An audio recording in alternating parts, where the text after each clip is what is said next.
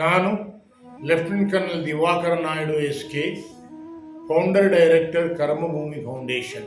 ಈ ಮೂಲಕ ದೇಶಭಕ್ತಿ ಫೌಂಡೇಶನ್ ಹಾಗೂ ಅದನ್ನು ಮುಂದುವರಿಸಿಕೊಂಡು ನಡೆದಿರುವಂತಹ ಶ್ರೀ ಭರತ್ ನಾಯ್ಡುರವರು ಈಗಾಗಲೇ ಸೈಕಲ್ ಯಾತ್ರೆ ಕಾರ್ಗಿಲ್ ತನಕ ತಮ್ಮನ್ನು ತಾವು ತೊಡಗಿಸಿಕೊಂಡು ಯಶಸ್ವಿಯಾಗಿ ವಾಪಸ್ ಬಂದರು.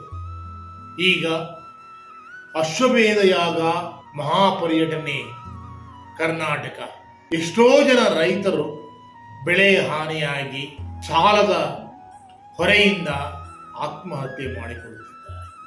ಅಂಥವರ ಕಣ್ಣೀರು ಒರೆಸುವುದಕ್ಕಾಗಿ ಭರತ್ ನಾಯ್ಡು ಅವರು ತಮ್ಮ ದೇಶಭಕ್ತಿ ಫೌಂಡೇಶನ್ ವತಿಯಿಂದ ಇಡೀ ಕರ್ನಾಟಕವನ್ನು ಸುತ್ತಿ ಪ್ರತಿಯೊಬ್ಬರಿಗೂ ಹಸಿರು ಬೆಳೆಸಿ ಹಾಗೂ ರೈತರ ಕಣ್ಣೀರು ಒರೆಸಿ ಈ ಭಾವನೆಯಿಂದ ಅವರ ಯಾತ್ರೆಯನ್ನು ಪ್ರಯಾಣ ಮಾಡಿದ್ದಾರೆ.